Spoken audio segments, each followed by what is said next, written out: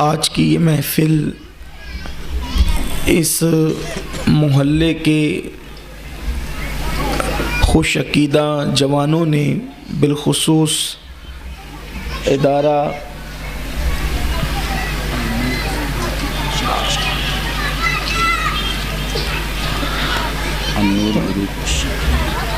النور گروپ اور بھی دیگر اداروں نے مل جل کر یہ محفل خوبصورت سجائی ہے، اور اس پہ یہ بھی ہمارے لیے مسرتوں کی بات ہے کہ ہماری اس محفل کی صدارت برادر ذی قدر مجاہد اہل سنت خلیفہ انوار المشائخ حافظ ساجد حسین صاحب قبلہ فرما رہے ہیں، اور محلے کی مقتدر ہستیاں بھی یہاں پر جشن غریب نواز میں موجود ہے۔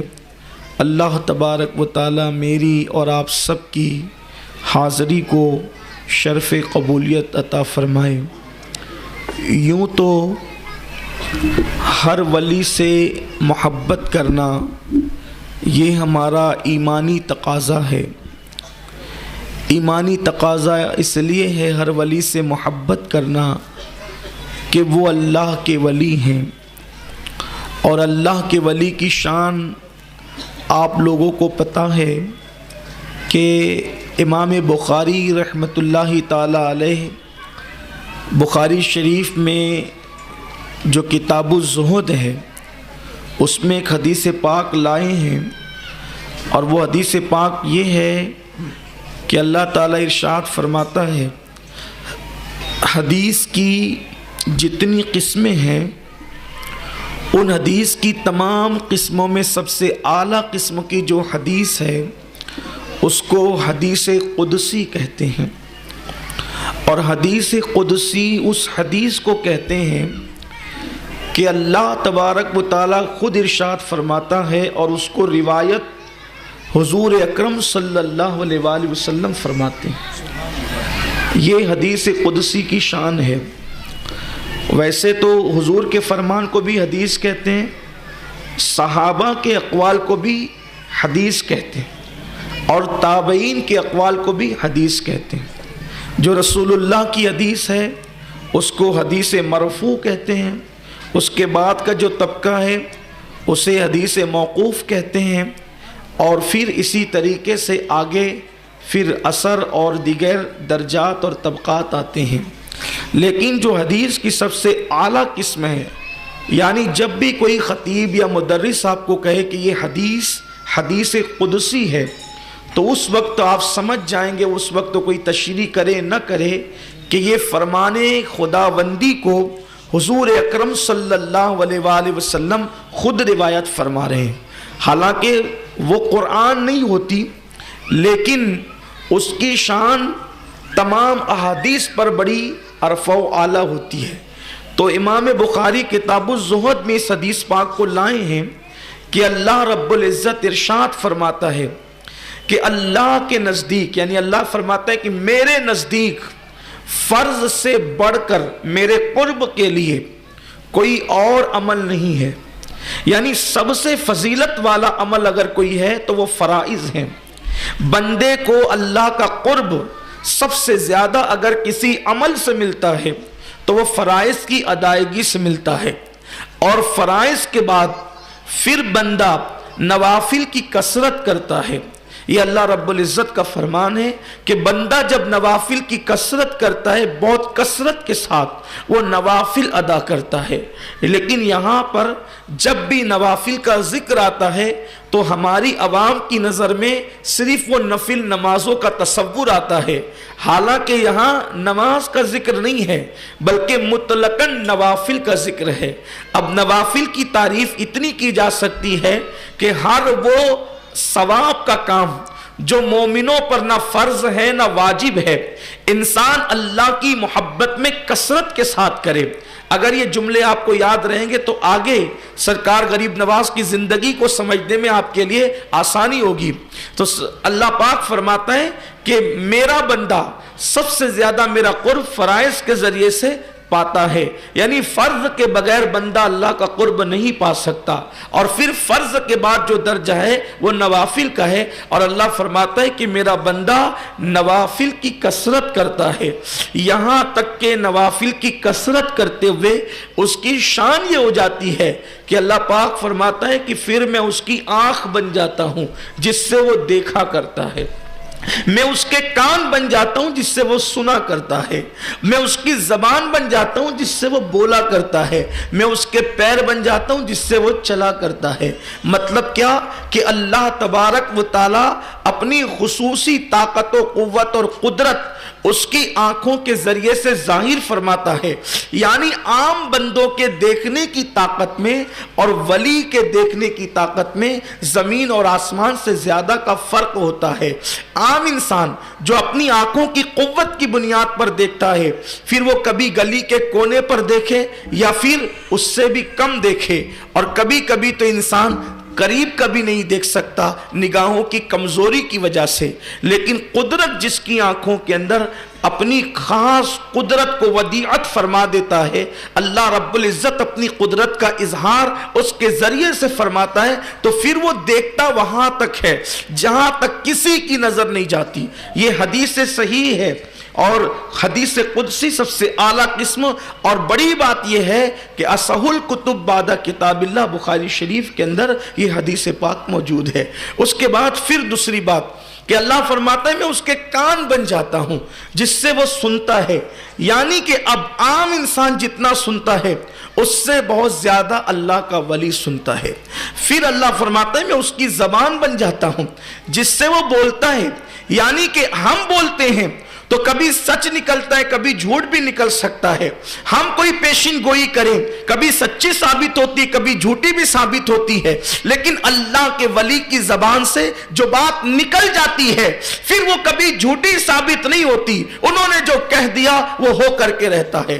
اللہ رب العزت اپنی طاقت اور قدرت کا اظہار اس ولی کی زبان سے فرماتا ہے، اللہ وہ قوت ودیعت فرماتا ہے اس زبان کے اندر، اور اس کو کہتے ہیں گویا کہ اللہ اپنا رنگ اپنے بندے پر چڑھا دیتا ہے، اللہ اپنا رنگ اپنے بندے پر چڑھا دیتا ہے، اور قرآن اس مضمون کو یوں بیان فرماتا ہے صبغۃ اللہ ومن احسن من اللہ صبغہ، کہ اللہ کے رنگ میں رنگ جاؤ، اور اللہ کے رنگ سے بہتر کس کا رنگ ہو سکتا ہے؟ سب سے بہترین رنگ اللہ کا رنگ ہے۔ تو اور پھر اس کے بعد آگے حدیث مبارکہ کا جو خاص ٹکڑا ہے جو ہم سے اکثر چھوٹ جاتا ہے وہ یہ ہے کہ اللہ تبارک و تعالی ارشاد فرماتا ہے کہ مجھے کسی کام کے کرنے میں تردد نہیں ہوتا۔ یہ بات ہم ادب کے لحاظ سے اللہ کے لیے نہیں کہہ سکتے، یہ حدیث میں اللہ فرماتا ہے ترددی، کہ مجھے کسی کام کے کرنے میں تردد نہیں ہوتا سوائے ایک کام کے، جب میں ایک کام کرنے لگتا ہوں تو ترددی مجھے تردد ہوتا ہے، کسی کام کے کرنے میں تردد نہیں ہوتا، صرف ایک کام کے کرنے میں اللہ فرماتا ہے مجھے تردد ہوتا ہے۔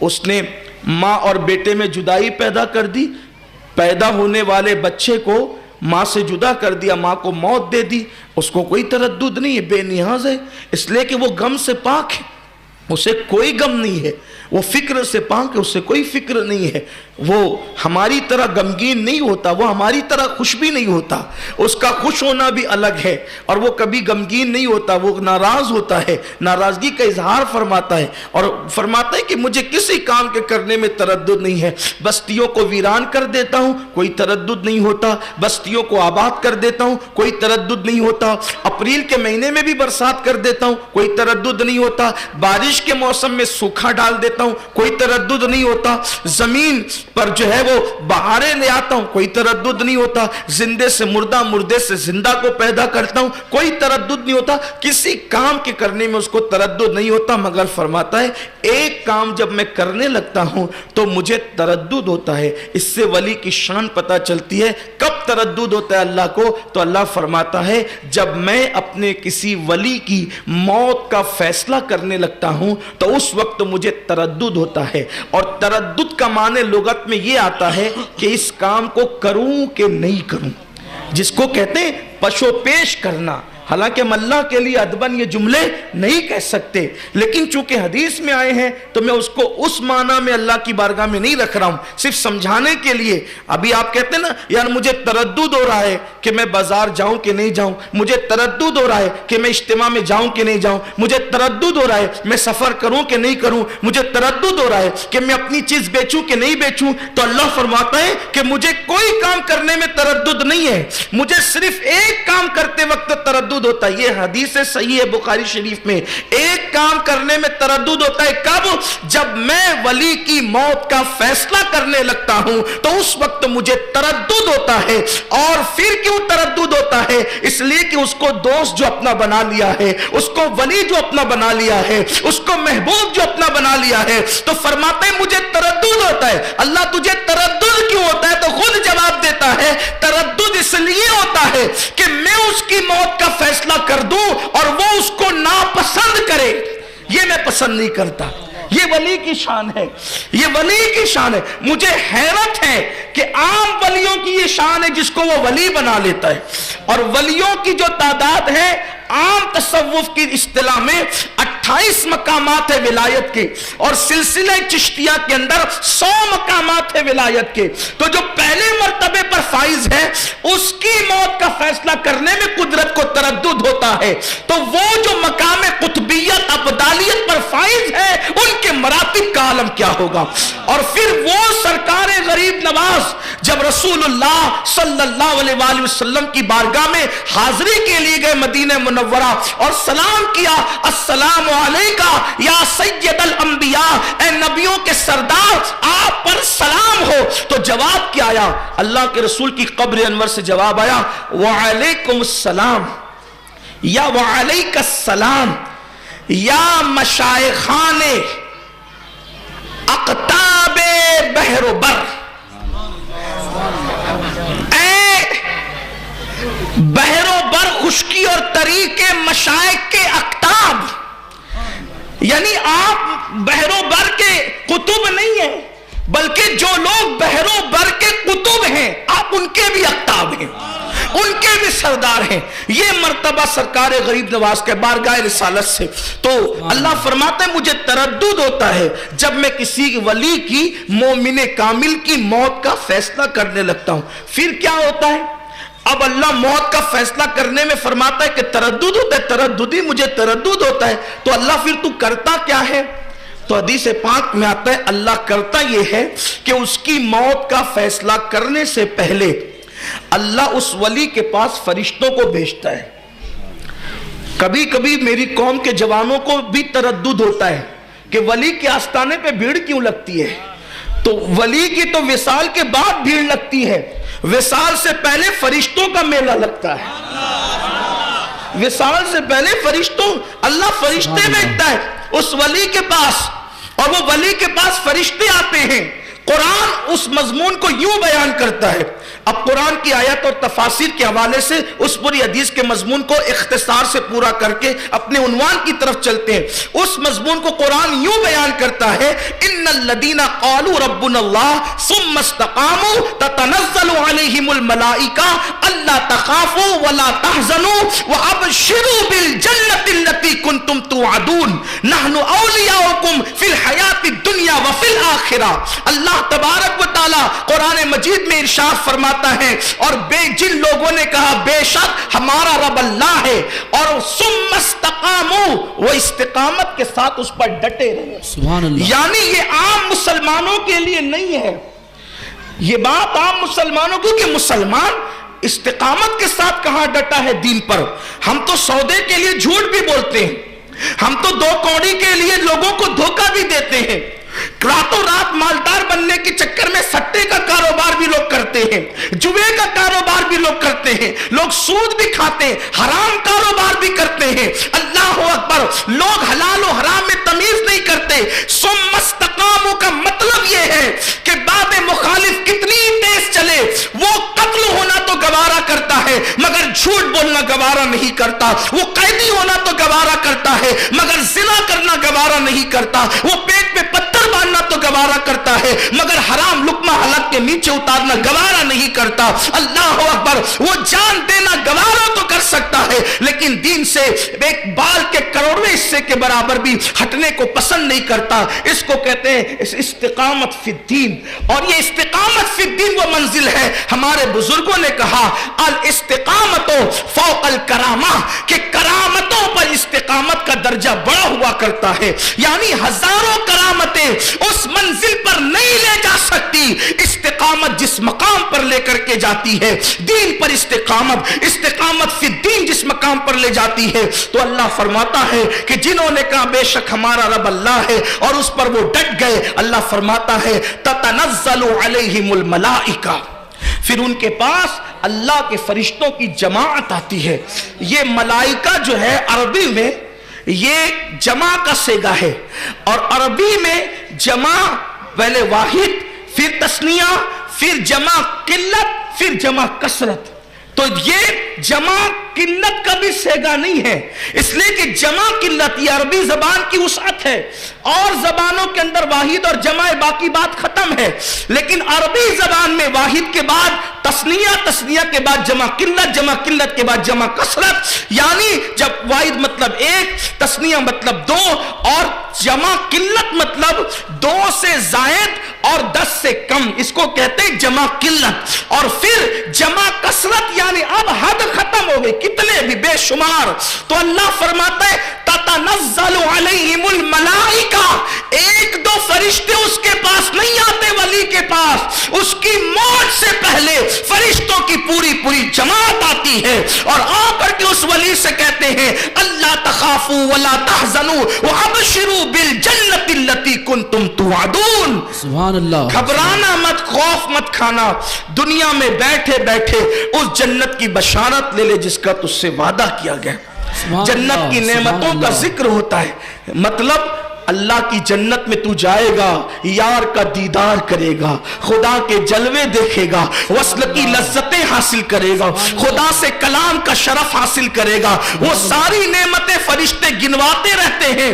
تو وہ ولی جو اب تک کے خدا کو بے دیکھے اللہ کی عبادت کر رہا تھا, جب وہ جنت کی نعمتوں کا ذکر سنتا ہے, خدا کے وصل کے پیالوں کو پینے کی بات سنتا ہے, خدا کے تقرب کی بات سنتا ہے, خدا کو بے حجاب دیکھنے کی بات سنتا ہے, تو وہ خود بے چین ہو کر حالت شوق میں کہتا ہے فرشتوں یہ جو یار کا ذکر کر رہے ہو تو یہ ملے گا کب؟ تب فرشتے کہتے ہیں جب تم موت کی لذت کو چکھو گے اس وقت تمہیں یہ مرتبہ نصیب ہوگا. تو تب وہ ولی پھر خود کہتا ہے فرشتوں دیر کس بات کی ہے, پھر ذرا جلدی کرو.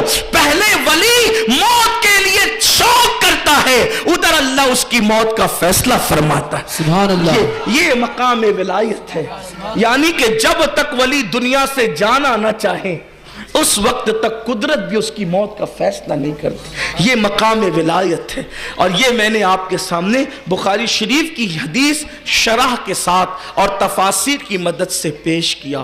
تو اللہ کے ولیوں سے محبت ہمارے لیے اسلامی فریضہ ہے, اور پھر ولی سے محبت کرنے والا بھی خدا کا محبوب بنتا ہے. جو اللہ کے دوست سے محبت کرتا ہے اللہ اس کو اپنا دوست بنا لیتا ہے, اللہ اس کو اپنا. اور جو ولی سے دشمنی کرے, یہ بھی بخاری شریف کی حدیث ہے, اللہ فرماتا ہے کہ جو میرے ولی سے دشمنی کرے, اللہ فرماتا ہے من عاد ولیا فقد آذنتہ بالحرب, جو میرے ولی سے دشمنی اور بغض رکھتا ہے میں اس کے ساتھ اعلان جنگ کرتا ہوں. ولی سے محبت کرو تو خدا کے محبوب ہو جاؤ گے, اور اگر ولی سے دشمنی کرو گے تو اللہ اعلان جنگ کرتا ہے. اب بتائیں جو قوم محلے کے کارپوریٹر اور پہلوانوں سے نہیں جیت سکتی, کیا وہ قوم اللہ سے جنگ کرنے کی طاقت رکھتی ہے؟ امت مسلمہ کے بارے میں یہ جو لوگ کہتے ہیں کہ مولانا یہ قوم کچلتی کیوں ہے, یہ قوم پھسلتی کیوں ہے, مسلم بستیوں سے دھواں کیوں اٹھ رہا ہے, مسلم بستیاں بے گورو کفن تڑپ کیوں رہی ہے, یہ سسکتی ہوئی قوم کیوں ہے, یہ خدا خدا کی رحمت کی طلبگار امت خدا کی رحمت سے محروم کیوں کر دی گئی ہے؟ کہیں اس کی ایک وجہ یہ تو نہیں کہ دلوں کے اندر ولیوں سے عداوت ہو گئی، ہیروں سے محبت ہو گئی، ولیوں سے عداوت ہو گئی، دنیا داروں سے محبت ہو گئی، ولیوں سے عداوت ہو گئی۔ اچھی طرح یاد رکھنا کہ ولی جو ہوتا ہے نا، ولی کبھی کبھی دل میں شیطان یہ خیال پیدا کرتا ہے کہ ولی کے آستانے پہ جا کر ملتا کیا ہے؟ لوگ کیوں جاتے ہیں؟ مسجدوں میں بھی تو جانا چاہیے، اور بے شک مسجد میں جانا چاہیے۔ ہمارے کسی ولی کا آستانہ مسجد سے ہٹ کر نہیں ہے۔ غریب نواز کا آستانہ 3 مسجدوں میں گھرا ہوا ہے، سبحان اللہ۔ مخدوم سمنا کا آستانہ کئی مسجدوں میں گھرا ہوا ہے، بابا قطب کا آستانہ مسجد سے لگا ہوا ہے، نظام الدین محبوب الہی کا آستانہ مسجد سے لگا ہوا ہے، غوث پاک کا آستانہ مسجد سے لگا ہوا ہے۔ ہمارے آستانے سب مسجد سے لگے ہوئے۔ حد تو یہ ہے کہ اللہ کے رسول بھی جو آرام کر رہے ہیں وہ مسجد سے لگے ہوئے حجرے میں آرام کر رہے ہیں۔ مسجد سے ہمارا تعلق اتنا قریب ہے، مسجد کے بغیر تو آستانوں پہ جانا قبول ہو بھی نہیں سکتا۔ لیکن بات اتنی ہے کہ کبھی کبھی ذہن میں یہ سوال پیدا ہوتا ہے کہ بھئی ولی کے آستانے میں جا کے ملتا کیا اللہ ہمارے لیے کافی نہیں ہے؟ اللہ تو سب کچھ دیتا ہے۔ تو آئیے اس پہ بھی بخاری شریف کی اور سیاہ سے ایک حدیث پیش کریں۔ اس کو آپ نے کئی بار سنی ہوگی، لیکن پھر اس کو آپ میرے عنوان کے تحت سنیں تو آپ کو سمجھ میں آئے گا، اس لیے کہ یہ حدیث پاک کا معجزہ ہے۔ یہ حدیث پاک کا معجزہ ہے۔ حدیث کو آپ جس اینگل سے اسٹڈی کریں گے آپ کو حدیث میں وہ عنوان ملے گا۔ یہ میرا چیلنج ہے، یہ مصطفیٰ جان رحمت کے کلام مبارکہ کا اعجاز ہے۔ مجھے حیرت ہے کہ جب غالب اور اقبال کی شاعری میں اتنے معنی نکل سکتے ہیں تو حضور تو افصح العرب ہے، فصحا عرب کے بڑے بڑے، تیرے آگے یوں ہے دبے لچے، کوئی جانے منہ میں زبان نہیں بلکہ جسم میں جان نہیں۔ سبحان اللہ، نعرہ تکبیر۔ غلاموں کے کلام میں اتنے معنی ہو سکتے ہیں تو آقا صلی اللہ علیہ وآلہ وسلم جو صاحب قرآن صاحب لسان ہیں ان کے کلام میں کتنا معنی ہوں گے؟ تو یہ بھی صحیح کی حدیث ہے۔ حدیث پاک کا مفہوم یہ ہے، ایک بندہ تھا بنی اسرائیل میں، یہ حدیث حضور خود بیان کریں، یہ حدیث مرفوع ہے، اللہ کے رسول علیہ السلام خود بیان فرما رہے۔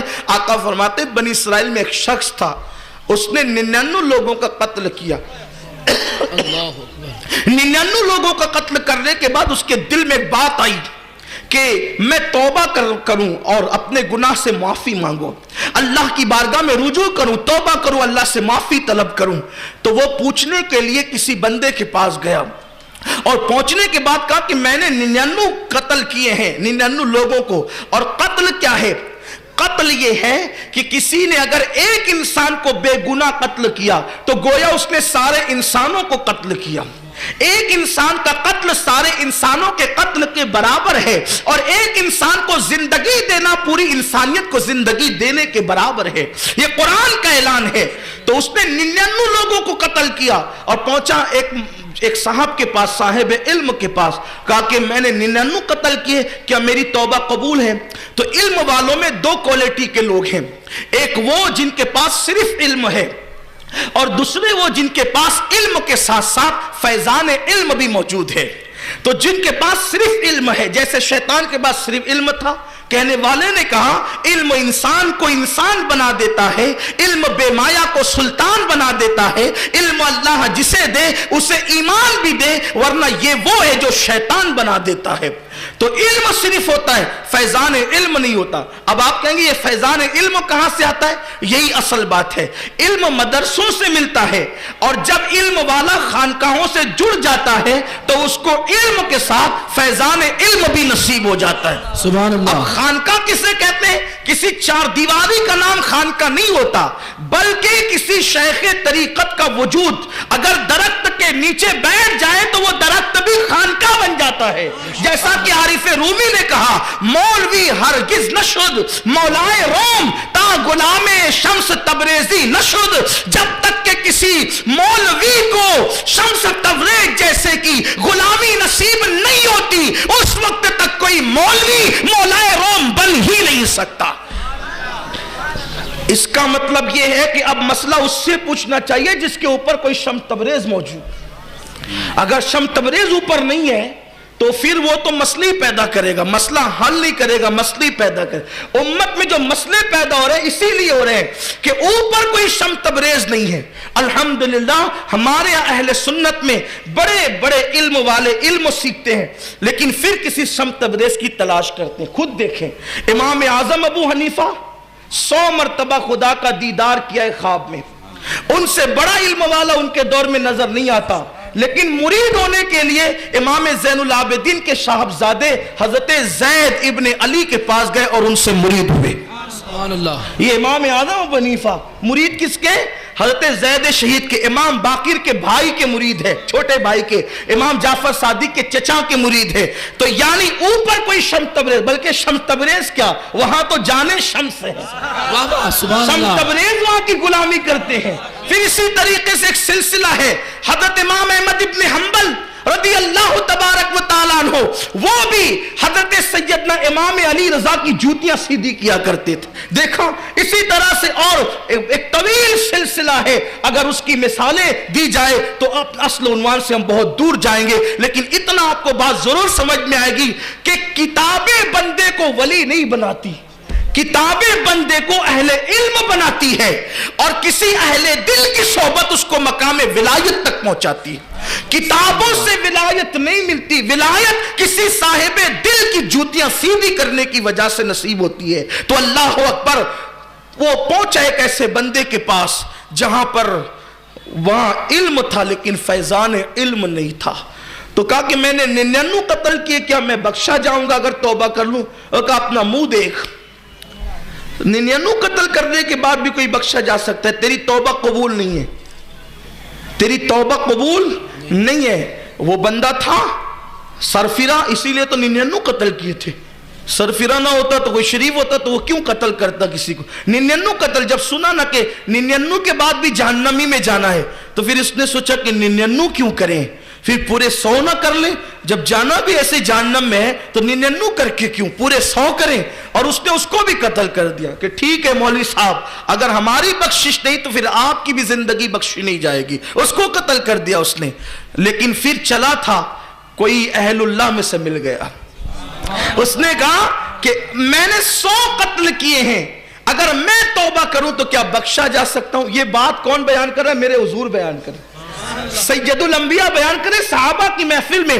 اس نے کہا 100 قتل کیے ہیں، کیا میں بخشا جاؤں اگر توبہ کروں تو؟ اس بندے نے کہا کیوں نہیں، کیوں نہیں، بے شک تو بخشا جا سکتا ہے. شرط اتنی سی ہے، یہاں قریب میں ولیوں کی بستی ہے، ان کی بستی میں جا کے توبہ کر، ان کے آستانے کے قریب جا کر اللہ تجھے بخش دے گا، کیونکہ پھر وہ تجھے نہ دیکھے گا. ان رحمت اللہ قریب من المحسنین، بے شک اللہ کی رحمت محسنوں کے یعنی ولیوں کے قریب ہے. جب کوئی ولیوں کے قریب جاتا ہے تو پھر اس کو نہیں دیکھا جاتا، ولیوں کے صدقے اس کو بھی بخش دیا جاتا ہے. سبحان اللہ. وہاں جا خدا کا کرنا. وہ نکلا کہاں کے لیے؟ کہاں کے لیے؟ ولیوں کی چوکھٹ کے لیے. چند ہی قدم چلا تھا کہ زندگی نے وفا نہ کی اور اس کا انتقال ہو گیا. آستانہ ولایت پر پہنچنے سے پہلے اس کو موت آ گئی. آپ کی توجہ ہے تو بہت خوبصورت بات ہے، حضور کی تو ہر بات ہی خوبصورت ہے. اس نے چند قدم بڑھائے تھے اللہ والوں کی طرف چلنے کے لیے اور اس کی زندگی نے وفا نہ کی، اسے موت آ گئی. موت آئی، حدیث کے الفاظ ہے کہ رحمت کے فرشتے بھی آ گئے اور عذاب کے فرشتے بھی آ گئے اور دونوں نے کہا ہم لے جائیں گے اور ہم لے جائیں گے. حالانکہ کبھی ایسا نہیں ہوتا کیونکہ فرشتے اپنی مرضی سے نہیں آتے، وہ تو خدا کی مرضی سے آتے ہیں اور اللہ کی طرف سے کبھی بھول نہیں ہوتی. اللہ کی طرف سے کبھی بھول نہیں ہوتی، وہ بھولنے سے پاک ہے. لیکن وہاں بھیجا دونوں کو تاکہ لوگوں کو پتہ چل جائے کہ دونوں کو بھیجنے میں حکمت کیا تھی. دیکھو دونوں کو اگر ایسے ہی بخش دیتا تو پھر یہ میری تقریر کا عنوان کب بنتا ہے؟ سیاہ ستہ کا عنوان یہ کب بنتا؟ اللہ کی حکمت دیکھو، دونوں کو بھیجا، دونوں میں گفتگو بھی، انہوں نے کہا ہم، انہوں نے کہا ہم. دونوں نے کہا، اب دلیل پیش کی، ہم اس لیے لے جائیں گے کہ 100 قتل کیا تھا. انہوں نے کہا ہم اس لیے لے جائیں گے کہ اللہ والوں کی بستی کی طرف توبہ کی نیت سے جا رہا تھا. اس کو اکثر لوگ توبہ کے باب میں بیان کرتے ہیں لیکن توبہ کی اہمیت اپنی جگہ، اصل جو باب ہے وہ اب شروع ہوتا ہے، اصل جو باب ہے، اصل جو عنوان ہے وہ اب شروع ہوتا ہے۔ یہ مقدمہ قدرت کی بارگاہ میں پیش ہوا، اللہ کی بارگاہ میں، مولا تو ہی بتا کرے کیا، کہ یہ کہتے ہم اور یہ کہتے ہم کیا کریں؟ تو اللہ نے یہ نہیں کہا کہ تو یا تو نہیں، یہ بھی نہیں، پھر یہ بھی نہیں کہا کہ بندو انما الاعمال بالنیات، کہ اعمال کا دار و مدار نیتوں پر ہے۔ توبہ کے لیے چلا تھا، ٹھیک ہے معاف کر دیا، اب وہاں توبہ کا عنوان ہی ختم ہے، توبہ کا عنوان ختم ہو گیا وہاں پر۔ اللہ نے ارشاد فرمایا، چاہے جبریل کے ذریعے یا ڈائریکٹ، اللہ کی مراد اللہ جانے، اللہ نے ارشاد فرمایا اے فرشتوں، یہ جو میرا بندہ انتقال کر گیا ہے، اس کے گھر سے اس کا جسم ناپو، اس کے گھر سے اس کی بستی سے اس کا جسم ناپو، اور اس کے جسم سے ولیوں کا آستانہ ناپو۔ اگر یہ آستانے ولایت کے قریب ہے تو اس کو جنت میں لے جاؤ، اور یہ اپنے گھر کے قریب ہے تو اسے جہنم میں لے جاؤ۔ پتا چلا آستانے ولایت کی اہمیت کتنی ہے۔ سبحان گھر اللہ، ان کا بھی تھا، گھر اس کا بھی تھا، ولیوں کے قریب رہنے والے کو قدرت کہہ رہی ہے جنت میں لے جاؤ۔ یہ صحیح سیاہ ستہ کی صحیح حدیث ہے۔ اور پھر چندی قدم چلا تھا، ابھی تو پہنچا بھی نہیں تھا، قریب بھی نہیں ہوا تھا۔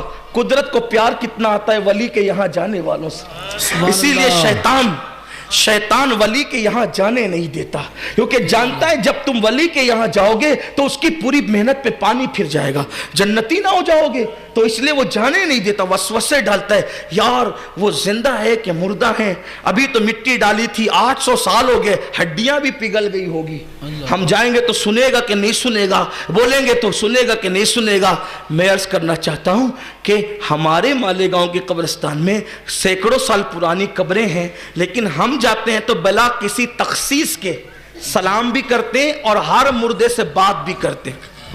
سلام کا عنوان تو آپ نے بار بار سنا ہوگا، انہیں تسلیاں بھی دیتے ہیں، کیا کہتے ہیں؟ السلام علیکم یا اہل القبور، اے قبر والو تمہیں سلام ہو۔ اسی میں بس نہیں کرتے، ان کے لیے دعا بھی کرتے ہیں، مخاطب ہو کر یغفر اللہ لنا ولکم، اللہ تمہیں بھی بخشے اور ہمیں بھی بخشے۔ پھر ان کو تسلی بھی دیتے ہیں، کیا کہتے ہیں؟ کیا تسلی دیتے ہیں؟ کہتے ہیں وَأَنْتُمْ سَلَفُونَ وَنَحْنُ بِالْعَصْرِ، تم پہلے آ گئے، انشاءاللہ ہم تمہارے بعد آنے والے ہیں۔ یہ کلام کس سے کر رہے ہیں؟ جنات سے، فرشتوں سے، پریوں سے؟ کس سے کر رہے ہیں یہ کلام؟ آپ کس سے کر رہے ہیں؟ مردوں سے۔ اور کس سے کر رہے ہیں؟ جو قریب کی قبر ہے اس سے کر رہے ہیں، یا جو کونے میں قبر ہے اس سے کر رہے ہیں؟ کس سے کر رہے ہیں؟ یہ یہاں والا بھی سن رہا ہے، وہاں والا بھی سن رہا ہے، جس کے انتقال کو 1 دن ہوا وہ بھی سن رہا ہے، جس کے انتقال کو 1000 دن ہوا وہ بھی سن رہا ہے، اور وہ بھی سن رہا ہے جو جھوٹ بولتا تھا، وہ بھی سن رہا ہے جو شراب پیتا تھا، وہ بھی سن رہا ہے جو چغلی کرتا تھا۔ ارے جب پاپی تیری آواز سن سکتے ہیں تو جنہوں نے پوری زندگی خدا کی عبادت میں گزاری ہے، کیا وہ لوگ نہیں سن سکتے؟ سبحان اللہ، کیا بات ہے بھائی۔ آپ دعا پر تو کبھی توجہ کریں، اور بات آسانی سے سمجھ میں آ جائے جی، اور بات آسانی سے سمجھ میں آ جائے گی۔ دیکھیے ایک حدیث پاک کو سب بیان کرتے ہیں، میں سمجھتا ہوں کہ کوئی نیک دل مقرر ایسا نہیں ہوگا جس نے اس حدیث کو بیان نہ کیا ہو، سب بیان۔ حدیث کیا ہے؟ جو شخص فجر کی نماز چھوڑتا ہے، ظہر تک اس کو قبر میں سانپ ڈستے ہیں۔ صحیح، بار بار سنا ہے آپ نے، مجھ سے تو کئی بار سنا ہوگا۔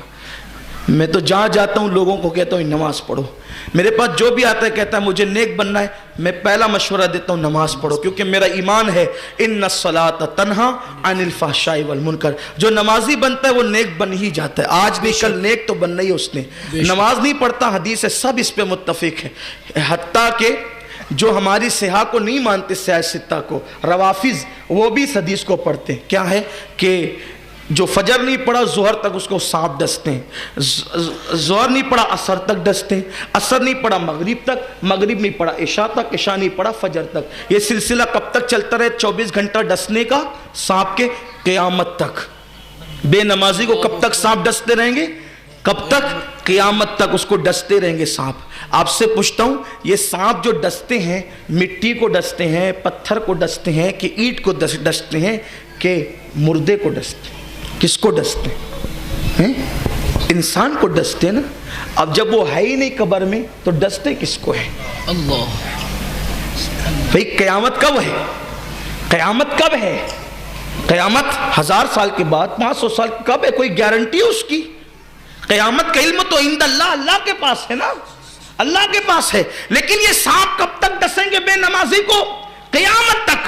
اور پھر بات یہ ہے کہ مردے کو نہیں ڈستے. جب اللہ کسی مردے کو ثواب یا عذاب دینا چاہتا ہے تو اس کی روح اس کے جسم میں لوٹا دیتا ہے. روح اور جسم دونوں پر عذاب ہوتا ہے. یہ موقف ہے تمام مومنین کا کہ جب اللہ کسی کو عذاب دے یا اجر دے تو اس کے جسم پر صرف عذاب نہیں ہوتا اور صرف اس کی روح پر بھی عذاب نہیں ہوتا, روح اور جسم دونوں پر عذاب ہوتا ہے. تب آپ مجھے بتائیں یہ جو قیامت تک سانپ ڈستے رہیں گے تو کس کو ڈسیں گے؟ جسم کو ڈسیں گے. جسم ہوگا تو ڈسیں گے, مٹی میں مل جائے گا تو تھوڑی ڈسیں گے. تب آپ مجھے بتائیں جب بے نمازی اپنی قبر میں عذاب کا صدمہ اٹھانے کے لیے زندہ ہے تو جس نے 40 سال تک عشاء کے وضو سے فجر پڑھی وہ اپنی قبر میں کیوں زندہ نہیں ہے؟ جس نے ایک نوافل کی کثرت کی وہ اپنی قبر میں کیوں زندہ نہیں ہے؟ اب آپ سوچتے ہیں پھر ہم تو قبر کھودتے ہیں, قبر پلٹی ہوتی رہتی ہے, اس میں تو کوئی دکھتا نہیں. یہی اصل بات ہے, دھوکہ کھا رہے ہو. اپنے دیکھنے پہ اتنا غرور ہے, کبھی اپنا چہرہ بھی خود دیکھا ہے؟ اللہ اللہ, مجھے چیلنج ہے کوئی بتا دے کسی نے اپنا چہرہ خود دیکھا ہے؟ انسان اتنا اندھا ہے کہ اپنا چہرہ نہیں دیکھ سکتا, قبر کے حالات کیا دیکھ سکتا ہے؟ آنکھ پر غرور نہ کرو, جو دکھے وہ موجود ہے ایسی بات نہیں ہے. مردہ ہوتا ہے مگر انسانوں کو نظر نہیں آتا, اس کو جانور دیکھتے ہیں, ہمیں نظر نہیں آتا. اور وہ اللہ جو ماں کے پیٹ میں ایک پیٹ میں کئی بچوں کو سمانے کی طاقت رکھتا ہو, وہ اللہ جو سوئی کے ناکے میں کائنات کو سمانے کی طاقت رکھتا ہو, اگر وہ اللہ ایک قبر میں کئی مردوں کو سما دے تو اس میں تعجب کی کیا بات ہے؟ اللہ پر ایمان لاؤ تو اللہ کی قدرت کو مانو. آپ نہیں دیکھتے, دیکھو یہ اتنا بڑا درخت ہے, یہ درخت نکلا کہاں سے؟ ایک گٹلی سے نکلا, ایک گٹلی سے. تو گٹلی کے اندر درخت تھا کہ نہیں تھا؟ تھا, نظر نہیں آ رہا تھا مگر نظر نہیں آ رہا تھا. جب زمین میں دفن ہوا تو درخت نظر آنے لگا. تو اپنی آنکھ پر اعتماد کرو گے تو پھر کافر ہو جاؤ گے, قدرت کا انکار کرتے رہو گے, کفر کی طرف جاتے رہو گے. تو گٹلی میں پورا درخت ہے, اس کے بعد پھر درخت میں گٹلی ہے. یہ قدرت کا کارخانہ ہے جو دعوت عبرت دے رہی ہے. اور اللہ فرماتا ہے فکر کرو اس کی نشانیوں میں, ان فی خلق السماوات والارض واختلاف اللیل والنہار لآیات لأولی الالباب الذین یذکرون اللہ قیاما وقعودا وعلی جنوبہم ویتفکرون فی خلق السماوات والارض ربنا ما خلقت ھذا باطلا سبحانک فقنا عذاب النار. اللہ کے یہاں ذکر سے بڑا درجہ فکر کا ہے. 70 سال تک ذکر کر کے وہ ثواب نہیں ملتا جو اللہ کی قدرت میں ایک لمحہ فکر کرنے سے ملا کرتا ہے. سبحان اللہ. تو اب پتہ چلا قبر میں بے نمازی جب موجود ہے تو اللہ کا ولی کیوں نہیں ہے؟ تو بہرحال یہ ہوا, اللہ نے فرمایا یہ اس کا جسم ناپو, زمین ناپو اس کے جسم سے گھر تک اور اللہ والوں کے آستانے تک. پھر کیا ہوا؟ اللہ کو ولیوں کے یہاں جانا اس کا اتنا پیار آ گیا کہ اللہ نے زمین کو حکم دیا, اے زمین سمٹ, اے زمین سمٹ اور میرے بندے کو میرے ولیوں کے آستانے سے قریب کر دے. سبحان اللہ. زمین سمٹی اور وہ ولیوں کے آستانے سے قریب نکلا. اللہ نے اس کو جنت عطا کی. حدیث نے اشارہ دیا ولی کے یہاں جانے سے جنت ملا کرتی ہے. جب ولی کے آستانے کے قریب جانے سے جنت مل جاتی ہے تو دنیا کی کون سی نعمت نہیں مل سکتی. مگر بات اتنی ہے کہ ولی کے یہاں جانے والا ولی کے مشن کا پابند ہو, ولی کے نظریات کا پابند ہو, ولی کے عقائد کا پابند ہو اور ولی کے یہاں اعتقاد کی بنیاد پہ جا رہا ہو, بد اعتقادی کی بنیاد پہ نہیں جا رہا ہو. اب بات شروع کرتے ہیں یہاں سے. جس ولی کے یا جن اولیاء کے آستانے کے قریب ہونے کی بنیاد پر اس بندے کو جنت ملی وہ اولیاء بنی اسرائیل تھے. جب اولیاء بنی اسرائیل کی فضیلت کا یہ عالم ہے کہ جو ان کی طرف چند قدم چلے تو اسے جنت ملتی ہے, تو اولیاء امت محمدیہ کے مرتبے کا عالم کیا ہوگا؟ جب اولیاء امت محمدیہ کا مرتبہ یہ ہے تو پھر وہ صرف امت محمدیہ کا ولی نہ ہو بلکہ حضور کی اولاد بھی ہو اور مقام ولایت پر بھی ہو. پھر ان آقاؤں کے آستانے پر جانے سے مرتبے کیا نصیب ہوں گے. انہی میں ایک ذات سلطان الہند عطائے رسول سرکار غریب نواز کی ذات ہے. سبحان اللہ. یہ ہمارے سرکار غریب نواز رضی اللہ تعالیٰ, یہ غریب نواز بچپن سے غریب نواز ہے. یہ غریب نواز بچپن سے غریب نواز ہے. اور شان یہ ہے غریب نواز کی کہ سبحان اللہ کہ ان کا پورا خاندان ہی غریب نواز ہے، سبحان اللہ، نبی کا پورا گھرانہ ہی غریب نواز ہے۔ آؤ در زہرا پر پھیلائے ہوئے دامن، نسلیں ہیں کریموں کی لجپال گھرانہ ہے۔ اس خاندان سے کبھی کوئی مایوس نہیں جاتا۔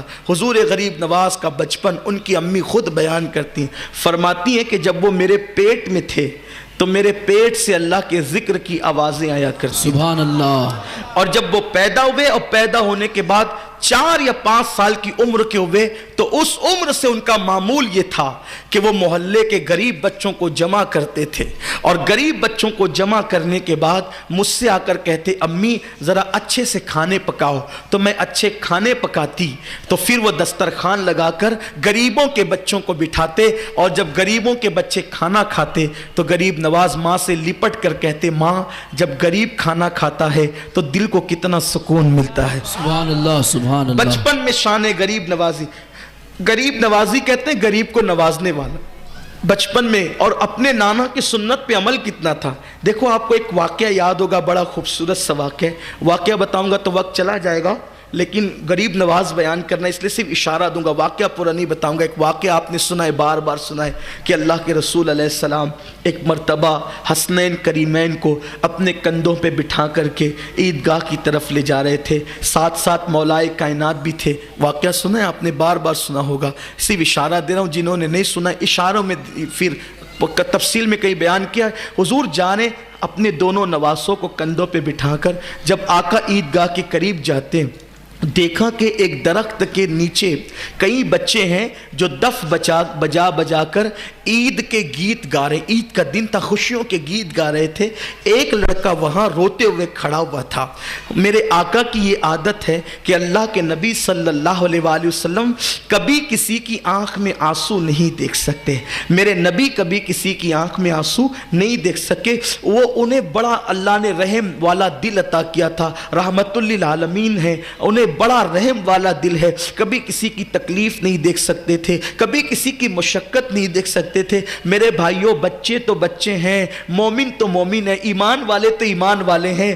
بدر میں جو کافر حضور اکرم صلی اللہ علیہ وآلہ وسلم کے خلاف حضور کو معاذ اللہ قتل کرنے کی نیت سے آئے تھے، حضور کے صحابہ کو قتل کرنے کی نیت سے آئے تھے، ان میں سے 70 کافر قتل ہوئے تھے اور 70 کافر قیدی بنے تھے، تو ان قیدیوں کو رسی سے باندھ کر مسجد نبوی کے صحن میں ڈال دیا گیا تھا۔ اس وقت میرے آقا بستر پہ لیٹے تھے، لیٹے چونکہ آپ جانتے ہیں جب کسی کو رسی سے باندھا جاتا ہے تو شروع میں اتنا درد نہیں ہوتا، دھیرے دھیرے ہاتھ ادھر ادھر ہوتے ہیں تو درد بڑھتا جاتا ہے۔ تو وہ رسی سے بندھے تھے تو وہ کراہتے تھے، آہ آہ آہ کرتے تھے۔ اللہ کے حبیب اپنی جھجرے میں لیٹے ہوئے تھے، سرکار اٹھ کر کے کہتے بلال تم کہاں ہو؟ بلال نے کہا لبیک یا رسول اللہ۔ آقا فرماتے بلال ان کی رسیاں ڈھیلی کر دو، مجھے ان کی کراہنے نے سونے نہیں دیا، اس لیے کہ ان کی کراہیں مجھ سے دیکھی نہیں جاتی۔ کچھ بھی ہیں اللہ کے بندے تو ہیں، کچھ بھی ہیں۔ دیکھو دشمنوں کی کراہیں حضور کی نیند اڑا دیتی ہے، توجہ کریں، دشمنوں کی کراہیں حضور کی نیند اڑا دیتی ہے۔ جب دشمنوں کی کراہیں حضور کی نیند اڑا دیتی ہے تو غلاموں کی کراہیں حضور اکرم صلی اللہ علیہ وآلہ وسلم کو چین سے کیسے رہنے دے سکتی ہے؟ اے غلامان مصطفیٰ، آپ کو گھبرانے کی ضرورت نہیں، حالات سے ڈرنے کی ضرورت نہیں، آپ کو فکر مند ہونے کی ضرورت نہیں۔ وہ اور قومیں ہیں جو بے سہارا ہیں، امت مسلمہ کبھی بے سہارا نہ تھی، نہ ہے اور نہ ہو سکتی ہے۔ ہمارا نبی رحمت للعالمین ہے، یہ جو ہے ہمارے گناہوں کی سزا ہے۔ اگر آج بھی ہم توبہ کر کے اپنے نبی سے قریب ہو جائیں تو انشاءاللہ جب بدر کے قیدیوں کے حالات بدل سکتے ہیں تو ہمارے بھی حالات بدلے جا سکتے ہیں۔ جب ان کی کراہنے سے ان کے حالات پر نظر کرم ہو سکتی ہے، ہمارے حالات پر بھی ہو سکتی ہے، لیکن حضور کے قریب آنے کی ضرورت ہے۔ مگر اس قوم کو کون سمجھائے؟ قوم کا حال یہ ہے، حالات بگڑتے اور بگڑتے ہی جا رہے ہیں۔ لیکن جیسے فلم پہلے دیکھتے تھے ابھی بھی دیکھ رہے، پہلے جیسے جوا کھیلتے تھے ابھی بھی کھیل رہے، جیسے سٹے میں پہلے تھے ابھی بھی ہے ہیرو کے اسٹائل میں جیسے کٹنگ بنوا رہے تھے ابھی بھی بنوا رہے ہیں, جیسے کرکٹر کے انداز میں کمر مٹکا کے چل رہے تھے ابھی بھی چل رہے ہیں, جیسے فجر میں سوتے پہلے پڑے رہتے تھے ابھی بھی پڑے ہیں. مسلمانوں سوچو تو صحیح, جس قوم پر قیامت آتی ہے اس قوم کی نیندیں اڑ جاتی ہے, وہ قوم خدا کی بارگاہ میں رونے اور گڑ گڑانے لگتی ہے. ہمیں کیا ہو گیا ہے, ہمیں کیا ہو گیا ہے؟ آپ جانتے ہیں قوم یونس کو نے جب اللہ کی سرکشی کی, اللہ کے ساتھ بغاوت کی, تو یونس علیہ السلام اس قوم سے ناراض ہو کر نکل کر چلے گئے یہ کہہ کر کہ تم پہ اللہ کا عذاب آئے گا. جب یونس علیہ السلام چلے گئے قوم کو یقین ہو گیا اللہ کا پیغمبر بستی سے نکل گیا ہے, اب ضرور بالضرور عذاب آئے گا. تو وہ توبہ کرنے رونے پیٹنے لگے وہ, اور اللہ کی بارگاہ میں رجوع کرنے لگے. اللہ نے حضرت یونس کو بستی میں واپس کروا دیا کہ چونکہ وہ توبہ کر چکے ہیں اس لیے ان پہ عذاب نہیں آئے گا. آپ غور فرمائیں, توبہ کی برکت یہ, رجوع کی برکت یہ, گڑ گڑانے کی برکت یہ ہے. لیکن میری قوم کو کون بیدار کرے, ہماری قوم کو کون ہوشیار کرے؟ ہم آیات کریمہ کا ورد بھی کر رہے ہیں, ہم درود خوانی بھی کر رہے ہیں, قرآن خوانی بھی کر رہے ہیں, ہم مسجدوں میں استغفار کی رسمی محفلیں بھی سجا رہے ہیں, لیکن ہم نہیں بدلتے. جب تک ہم نہیں بدلیں گے حالات نے نہیں بدلنا ہے. پہلے اپنے آپ کو بدلنا ہوگا. مسلمان جھوٹ میں اتنا ماہر ہو گیا ہے کہ استغفر اللہ, اب وہ جھوٹ بولنے کو گناہ بھی نہیں سمجھتا. یہ صورتحال ہے. حرام اور حلال میں کوئی فرق نہیں, کوئی تمیز نہیں. کیا کہیں, کس کو کہیں؟ بیٹیاں ویسے ہی بے پردہ گھوم رہی ہے, غیبتیں ویسے ہی ہو رہی, چگلیاں ویسے ہی ہو رہی ہے, نماز مسجدوں میں ویرانی ویسے ہی ہے. جمعہ میں جاتے ہیں, جمعہ میں تو روڈ تک آ جاتے ہیں, فجر میں روڈ تک کیوں نہیں آتے؟ کیا مسجد جمعہ کے اندر, مسجدوں کے اندر لوگ زمین سے نکلتے ہیں کہ آسمان سے برستے ہیں؟ کہاں ہوتے ہیں لوگ؟ ہم ہی ہیں جو جمعہ میں مسجد بھر سکتے ہیں تو فجر میں بھی بھر سکتے ہیں. اور اللہ کی عزت کی قسم, جب مسلمان جمعہ کی طرح فجر پڑھنے لگیں گے تو حالات کا یہ سارا بہاؤ جو ہے, جو ہمیں بہانے کی کوشش کر رہا ہے, یہ منجمد ہو جائے گا. بہانے والے خود تنکے بن کر کے بہ جائیں گے اور اللہ مسلمانوں کو کھویا ہوا وقار عطا فرمائے گا. تو جو عرض کر رہا تھا یہ کہ اللہ کے حبیب علیہ السلام نے دیکھا کہ وہ بچہ رو رہا ہے. اللہ کے رسول علیہ السلام رک گئے, پوچھا کیوں رو رہا ہے؟ اس نے کہا میں نہ رہوں تو کون روئے, قسمت پہ رو رہا ہوں. کیوں رو رہا ہے؟ کہا میں یتیم ہوں, میرے پاس کپڑے نہیں عید کے, خوشیاں نہیں میرے پاس.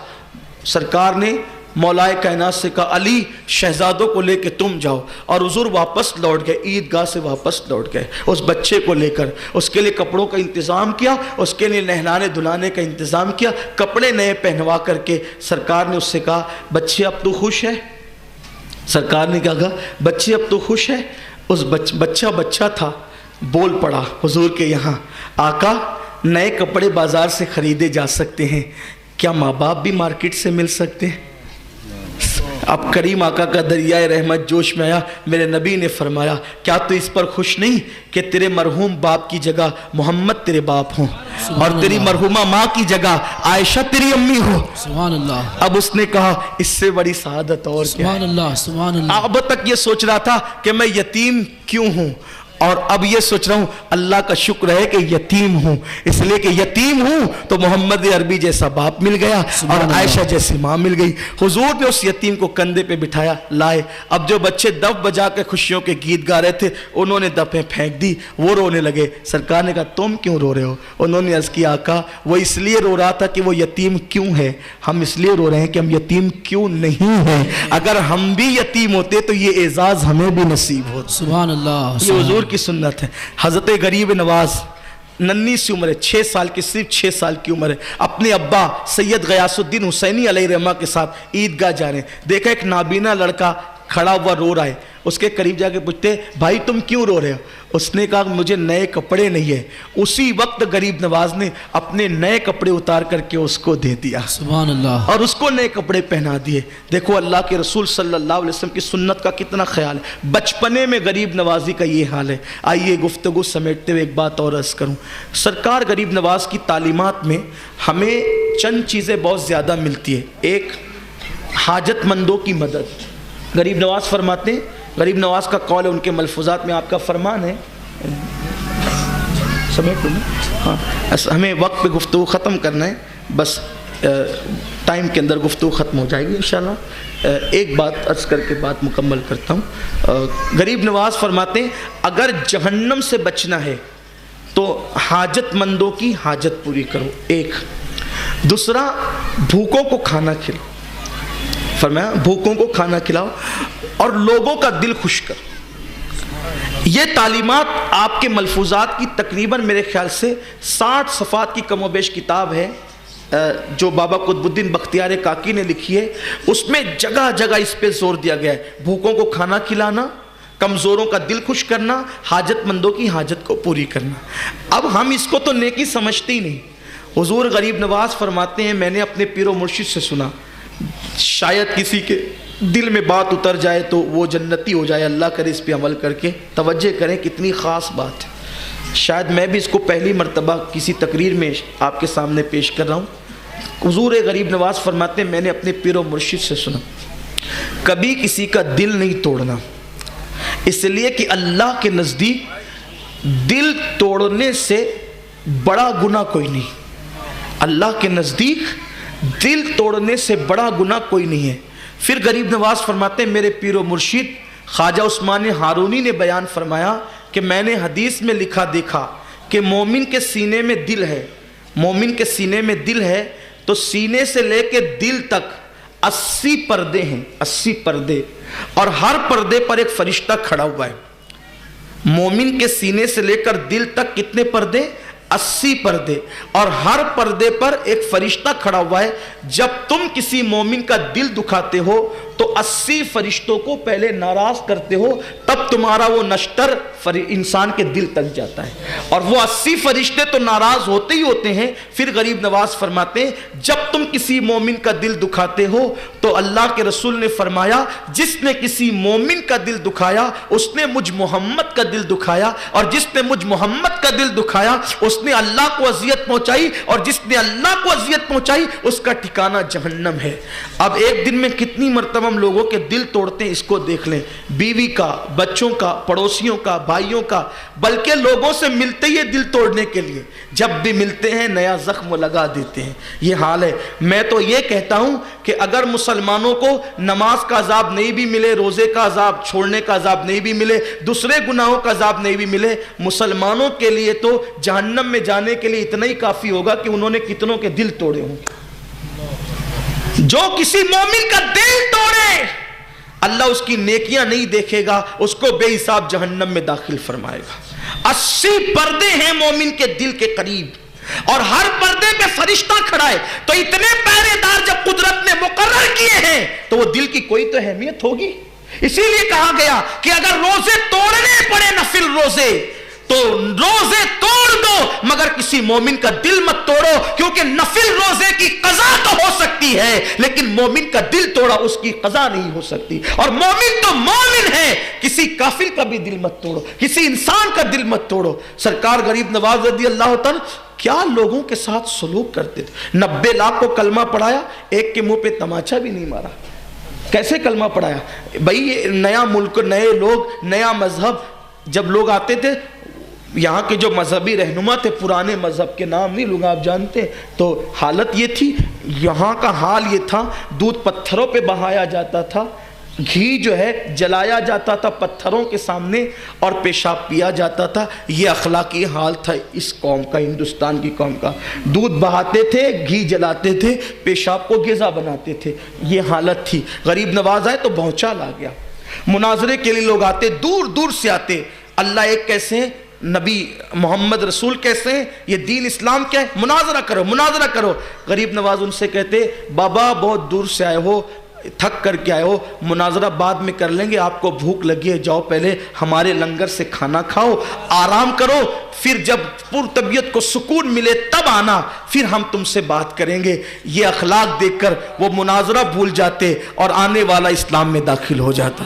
یہ اخلاق تھا غریب نواز کا۔ ایک کسان حضور غریب نواز کی بارگاہ میں آئے، اور آنے کے بعد کہنے لگا کہ حضور، دلی کے بادشاہ نے اپنے سپاہیوں کے ذریعے سے میرے کھیت پر ٹیکس زیادہ لگا دیا، اور میں نے سنا ہے کہ وہ آپ کے مرید کا مرید ہے، اگر آپ سفارش کر دیں گے میرا کام بن جائے گا۔ آج کل اگر کوئی حاجت لے کے ہمارے پاس آئے، سچ بولنا مسلمانوں، ہم ولیوں کی بات بہت کرتے ہیں، ولیوں کا دامن نہیں چھوڑیں گے، لیکن ولیوں کی تعلیمات جتنا ہم نے چھوڑا ہے شاید ہی کوئی چھوڑ سکتا ہے۔ ہمارے پاس کوئی آتا ہے، ارے چھوڑو یار ابھی کہاں ملیں گے، ملنے کے لیے بھی ٹائم نہیں ہے، کوئی مر جائے جنازے میں شرکت کے لیے ٹائم نہیں، کوئی بیمار پڑے بیمار کی عیادت کے لیے ٹائم نہیں۔ بھائی واقعی مصروفیت ہے تو الگ بات ہے، گھر میں سوتے پڑے ہوئے ہو، گھر میں بیٹھے ہوئے ہو، گپ شپ کر رہے ہو، گل چھرے اڑا رہے ہو، ملتے کیوں نہیں؟ سرکار غریب نواز فرماتے ہیں اگر کوئی مومن یا کوئی انسان اپنی حاجت لے کر ملنے کے لیے آیا ہے، اور اگر تم نفل عبادت کر رہے ہو یا وظیفہ کر رہے ہو، وظیفہ چھوڑو، نفل چھوڑو، اس کی حاجت پوری کرو، اس لیے کہ کسی مسلمان کی حاجت روائی کے لیے، اس کا کام بنانے کے لیے چلنا، یعنی اس کو بالفاظ دیگر اپنے الفاظ کے جامع میں کہوں، سوشل ورک کے لیے اپنے گھر سے نکلنا، مسجد نبوی میں ہر قدم کے بدلے میں اتنا ثواب ملتا ہے، مسجد نبوی میں 1 سال کے اعتکاف سے زیادہ ثواب اللہ کسی مسلمان کی حاجت روائی میں چلنے کے لیے عطا کرتا ہے۔ جی ٹھیک ہے، میں نے جو عنوان شروع کیا تھا کسان والا وہ کسی اور موقع سے پیش کر دیں گے، کل انشاءاللہ کل بھی محفل ہے 14 نمبر اسکول کے اندر، چلیں کل اسی پر گفتگو کر لیں گے، سرکار غریب نواز اور سوشل ایکٹیویٹیز انشاءاللہ، یعنی سماجی کام اور حضور غریب نواز۔ بڑی معذرت کے ساتھ غریب نواز نے نماز دکھا کر اسلام نہیں پھیلایا، غریب نواز نے صدقات اور زکوٰۃ دکھا کر اسلام نہیں پھیلایا، غریب نواز نے اپنے کردار سے اسلام پھیلایا۔ اللہ کل زندگی دے، آپ تشریف لائیں تو کل اس پہ گفتگو ہوگی۔ اللہ سب کو توفیق عطا فرمائیں، دوران گفتگو کوئی غلطی ہے تو اللہ معاف فرمائیں۔ استغفر اللہ ربی من کل ذنب واتوب الیہ وما علینا الا البلاغ۔